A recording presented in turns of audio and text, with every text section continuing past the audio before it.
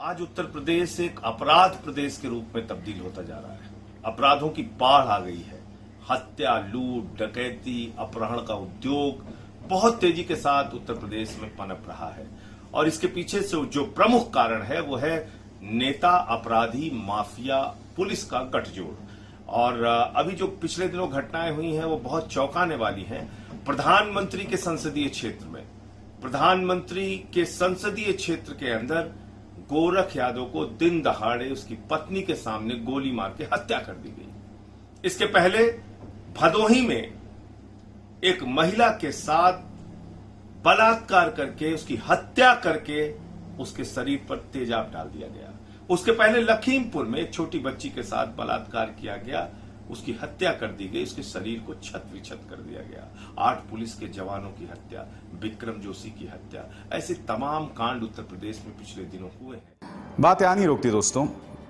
आप रोज सुबह उठ के अखबार, तो चलिए मेरे घर अखबार नहीं आता है मगर इंटरनेट पर मैं देखता हूं तो उत्तर प्रदेश से एक ना एक विभत्स अपराध की घटना सामने उभर कर आती है।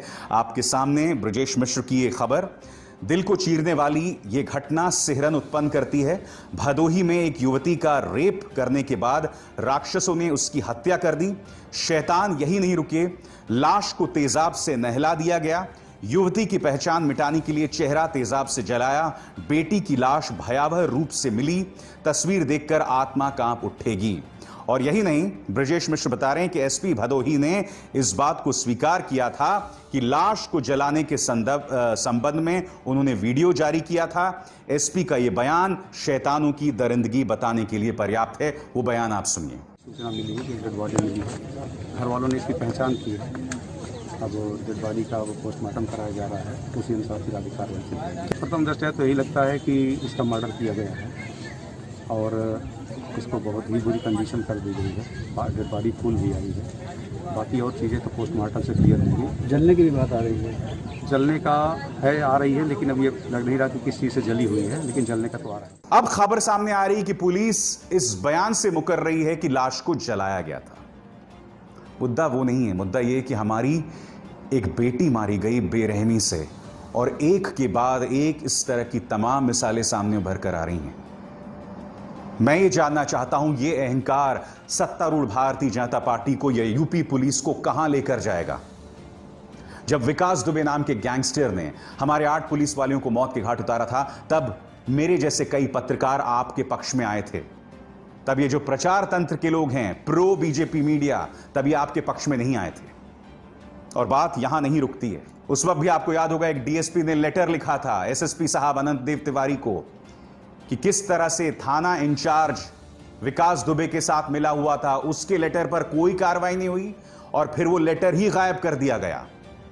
इस तरह से काम हो रहा है। विकास दुबे जब पकड़ा गया, कायदे से उसे पकड़ा जाना चाहिए था, उसे कटघरे में खड़ा करना चाहिए था, उल्टा लटकाकर उसे पूछना चाहिए था कि नौकरशाहों में, पुलिस में और राजनेताओं में तुम्हारे किससे तार हैं, मगर गाड़ी पलटा दी गई और उसको लेकर सबने तालियां बजाई थी कि वाह, सही मायने में ये लॉ एंड ऑर्डर होती है। आज मैं आपसे सवाल पूछ रहा हूं, रामराज कहां है? वो वादा कहां है? रोज इस तरह की खबरें आ रही हैं त्राहिमाम में और मेन स्ट्रीम मीडिया इस पर सवाल नहीं उठाएगा। भदोही की घटना देखिए, सिहरन पैदा करने वाली घटना है। भारतीय जनता पार्टी का एक नेता मंदिर में घुस के गोली मार देता है, सिहरन पैदा करने वाली खबर। क्या यूपी के लॉ एंड ऑर्डर पर आप किसी चैनल पर डिबेट होते देख रहे हैं? क्या कोई भी इस मुद्दे को संजीदगी से उठा रहा है? नहीं उठा रहा है। मुद्दा क्या उठाया जा रहा है? सुशांत सिंह राजपूत का। सीबीआई ने जांच के आदेश दे दिए हैं, मगर खबरों में जिस तरह का घटियापना सामने उभर कर आया है ना, उसके लिए मेरे पास शब्द नहीं है। खासकर यह शख्स कंगना रनावत, ये मेरी पसंदीदा अभिनेत्री हुआ करती थी, अब भी मैं इनकी अभिनय का कायल हूं, मगर सुशांत सिंह राजपूत एपिसोड में इन्होंने शुरुआत की थी भाई भतीजावाद से। अब रिया चक्रवर्ती पे टारगेट किया जा रहा है। अगर आपके पास सबूत है तो चलिए उसे कटघरे में रखिए। और अब मैं आपको बताता हूं कि सुशांत सिंह राजपूत के अपने परिवार ने क्या कहा है कंगना सिंह रनावत के बारे में। आपकी स्क्रीन पर उनके वकील विकास सिंह क्या कह रहे हैं, सुनिए। एक न्यूज चैनल से बात करते हुए सुशांत के पिता के सिंह के वकील ने कहा, कंगना अपना एजेंडा चला रही हैं, वो उन लोगों पर हमला कर रही हैं जिसके साथ उनकी व्यक्तिगत समस्या है। वो अपना हिसाब चुकाना चाहती हैं। ऐसा लगता है कि कंगना अपनी ही धुन में है। वहीं सुशांत सिंह राजपूत की फैमिली द्वारा की गई एफआईआर में कंगना के किसी भी दावे को शामिल नहीं किया गया है। इस बीच कंगना रनावत यह दावा कर रही हैं कि सुशांत सिंह राजपूत का परिवार भी उनके साथ है और उनके वकील विकास सिंह भी। उनका ट्वीट इस बात का सबूत है। दरअसल कंगना रनावत की दिक्कत यह है कि उनके लिए कोई भी लक्ष्मण रेखा नहीं है। इस खबर में देखिए, वो दीपिका पादुकोण के डिप्रेशन का मजाक तक उड़ा रही हैं। बकौल कंगना, जो लोगों ने डिप्रेशन का धंधा बना लिया था, जनता ने उन्हें मुंह तोड़ जवाब दिया है। जो डिप्रेशन की थियरी है, ये दीपिका पादुकोण जो है वो अचानक से 2015-16 में कहती हैं कि 2008 में मुझे डंप किया गया था, तो मुझे उसका डिप्रेशन आज हो गया है, 8 सालों बाद। उसके बाद में बीच में उनके अफेयर भी चल रहे हैं, वो अच्छे से काम भी कर रही हैं, वो बाहर जाके सजती सवरती भी हैं, सब कुछ होता है, शादी भी हो रही है, पर डिप्रेशन साथ साथ में है। ऐसा कैसा डिप्रेशन होता है जो कि 8 साल बाद होता है?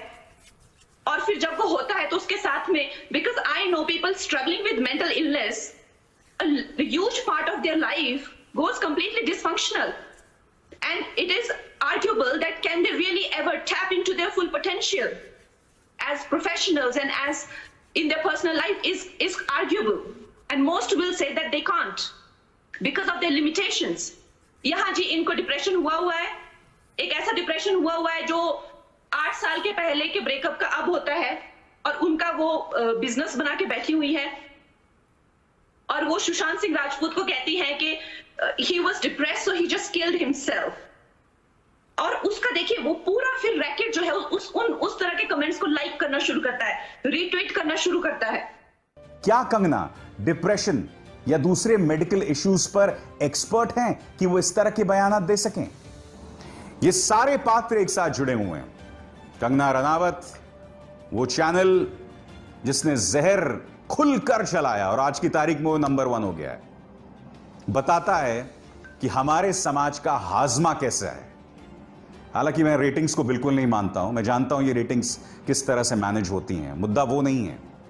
मुद्दा यह है कि खुलेआम एक न्यूज चैनल के प्राइम टाइम पर तू तड़ाक किया जाता है उन लोगों के साथ जो आपसे जिनके विचार आपसे मेल नहीं करते।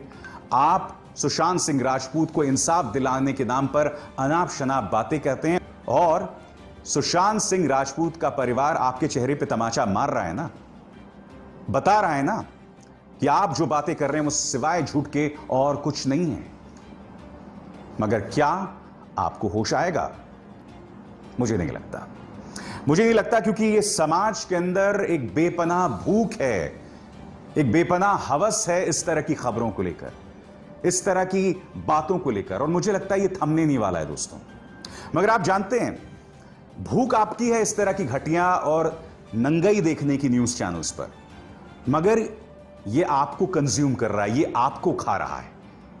ऐसी खबरों, ऐसी झूठ, ऐसे नफरत को देने से आपकी भूख तो मिट रही होगी, मगर इसका नुकसान आने वाली पीढ़ियां भुगतने वाली, क्योंकि जब ये तमाम चीजें आप प्राइम टाइम पर देखते हैं तो आपके बच्चे आपके साथ बैठे होते हैं, और यकीन मानिए अगर आप नफरत के एसिड में अपने बच्चों को बड़ा करेंगे तो इसका नुकसान किसी और को नहीं होगा, आपके बच्चों को होगा। उस जलन से आपके बच्चे ही तड़पेंगे। ये बात याद रखिएगा। ये बात सिर्फ एक पत्रकार आपसे नहीं कह रहा, एक बाप कह रहा है जिसके 2 बच्चे हैं। और मैंने अपनी तरफ से पूरी कोशिश की है कि इस नफरती एजेंडे से अपने बच्चों को दूर रखूं, मगर क्या आप ये काम कर रहे हैं? जवाब मांगा जाएगा। अगर आपको हमारे वीडियोस पसंद आए तो प्लीज लाइक करें, सब्सक्राइब करें और शेयर करें।